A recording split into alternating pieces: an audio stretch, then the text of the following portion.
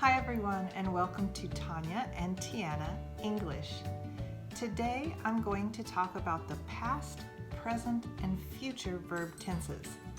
Now there's a lot of information out there on these verb tenses, so I'm not going to spend a lot of time on conjugating these tenses, but I'm going to give you the basics and I'm going to share some of the things that make these tenses difficult and help you to avoid mistakes. I'll also include some vocabulary for beginners, intermediates, and advanced students, so stick with me.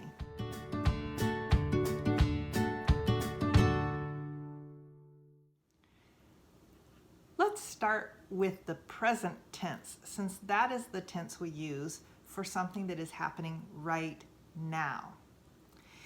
I have drawn here for you a timeline for the present tense. And it's very simple. You can see that the present tense is something that's happening right now on the timeline. I chose the verb to live to demonstrate this conjugation. This is for regular verbs conjugated in the present tense. So we have I live, you live, he, she, or it lives. And you can see here by the pink S that this is where the verb conjugation is different. We also have we live, you all live, and they live. The main thing to remember here is that in the third person you have to include this S. Now this can be tricky when we're asking questions, and I'll cover that in just a minute. What do we use the present tense for? We use the present tense to express simple facts and habits. So a couple of examples. I am at home.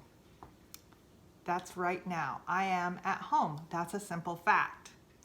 Another example, I sit here every day.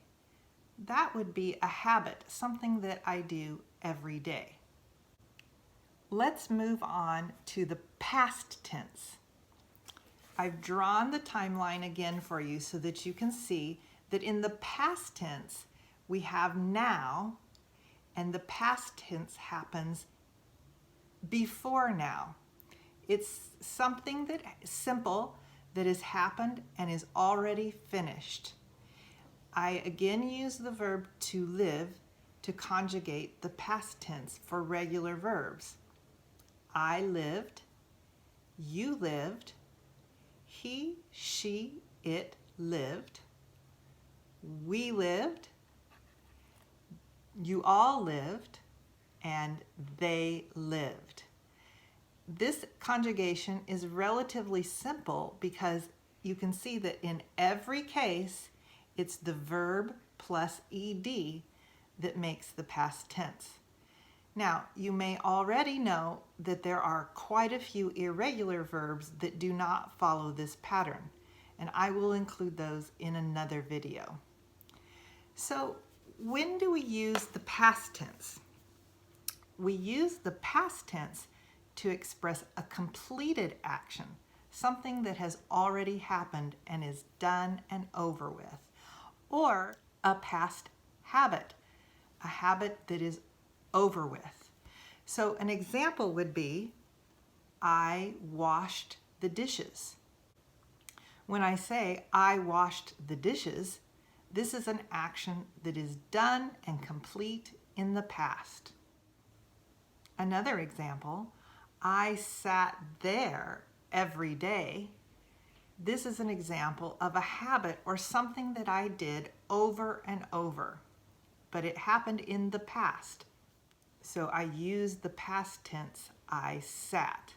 Now, the word to sit is an irregular verb, so we do not say I sitted there every day. That would be incorrect. It is an irregular verb, and so we say I sat there every day. Let's move on to the future. Again, I have our timeline, and I have now marked here, which is our present tense, and the future is something that has not happened yet.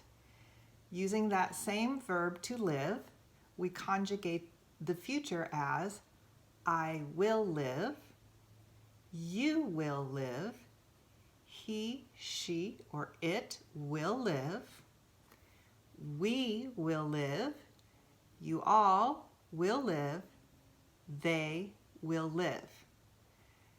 All of these conjugations are the same, making them fairly simple as well.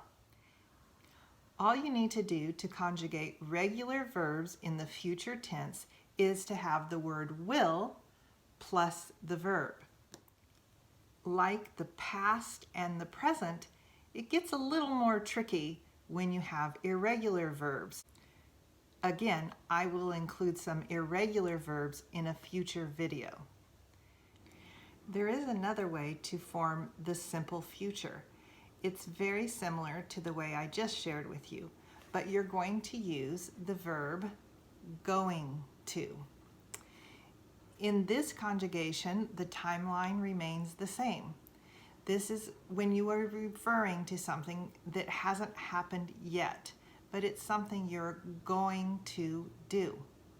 And the way that we form this is to use the verb going to plus the infinitive of the verb that you want to say that you're going to do.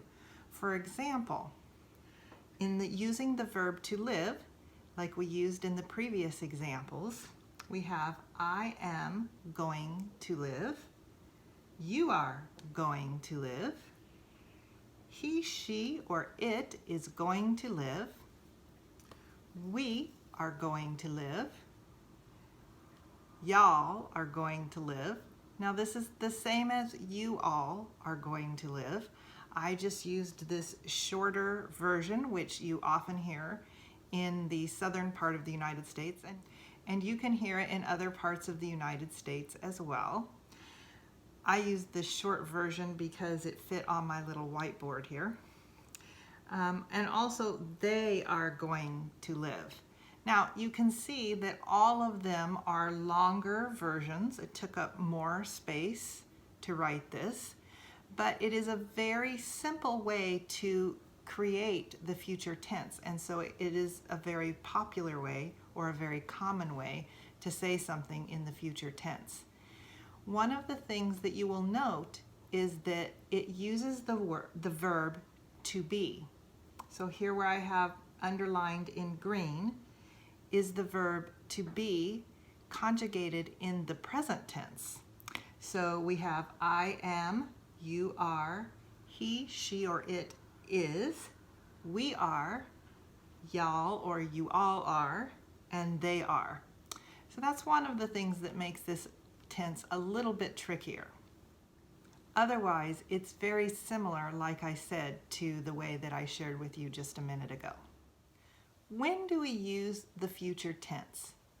We use the future to express something that has not yet happened. It's something that will happen in the future, tomorrow, next week, next year. An example could be, I will pack my suitcase tomorrow. Pack is another regular verb like live, want, jump, follow, shop, need, open. These are all regular verbs that follow the conjugations that I've shared with you today. So I want to share with you how to use these three tenses when you form questions. This is one of the places that can be a little tricky or a little bit difficult. So I have some examples for you. The first one is a question in the present tense. Do you live in the United States? That's similar or exactly the way we conjugated it in the present tense in the examples previously. The trick comes in when we use the third person. If you remember, when I was talking about the present tense before, I said he, she, or it lives. And so we have an S on the end of the word in the present tense. But when we form a question, that changes. So if you look here at this question, Does she live on Main Street?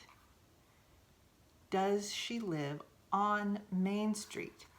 You will notice that now the word live, she, live, does not have the S on it like when we conjugated it before.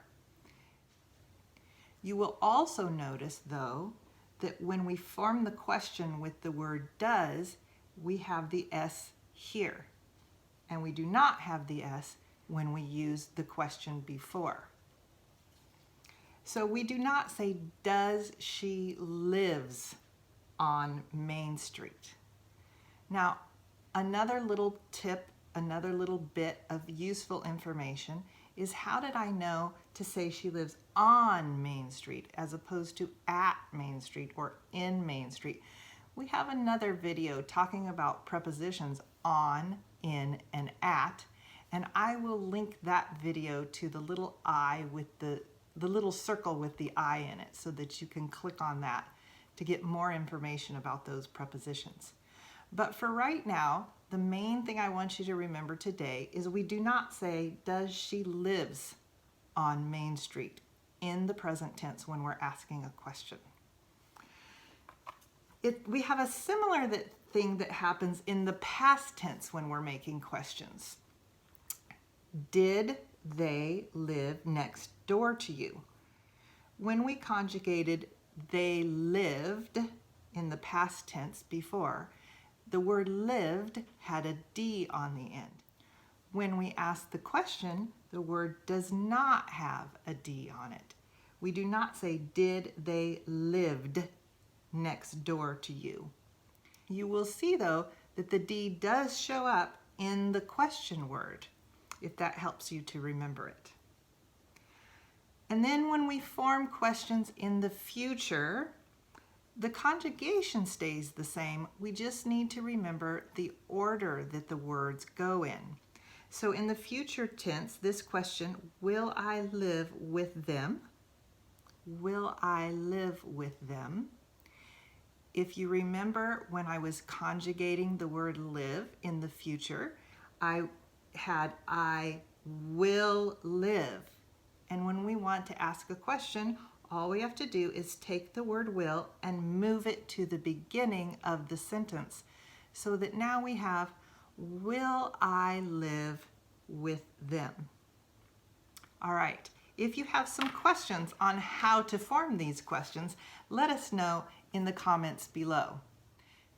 I'd like to share some more examples with you and share that vocabulary that I talked about at the beginning of the video. So, to demonstrate these examples, I have one of my favorite candles. It smells great. Present tense, the candle smells great. And I have a box of matches. I open the box, present tense. I open the box. I take out a match. Take out is one of those phrasal verbs that we use. And I light the candle. I light the candle, present tense. The word light, or the verb light, is an irregular verb. And so if I want to talk about lighting the candle in the past, I would say, I lit the candle. I lit the candle. If I want to talk about it in the future, how would I conjugate this verb? It is a regular verb in the future. So I would say, I blank the candle. How would I say that in the future tense? If you said, I will light the candle, you would be correct. Now the verb light is a great vocabulary word for beginners and intermediate learners.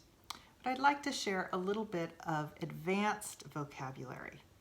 The advanced vocabulary I have for you is simultaneously. Simultaneously. Simultaneously means to do something at the same time.